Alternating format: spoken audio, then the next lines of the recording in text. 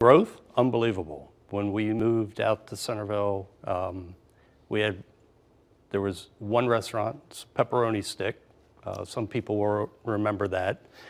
And there was a gas station, and we had to go to Fairfax to go to the grocery store. Now there's every restaurant known to mankind. The diversity, as Mark spoke to, is fantastic. We have neighbors, we have friends of every culture.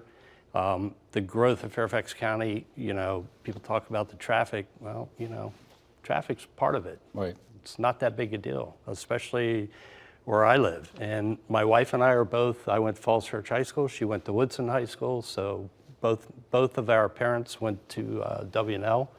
So we're locals. Good. And love what we've seen in the county growth. It's funny, people talk to me about Fairfax County and traffic, and I kind of say to them, they ask me how long it takes me to get to work, and I'm like, 12 minutes on a bad day. Yeah.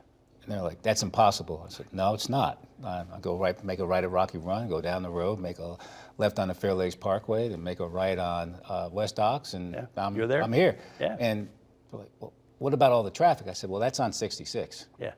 Right? Once you come live here, Yeah. you figure out ways where traffic is not really an impact. That's just an excuse.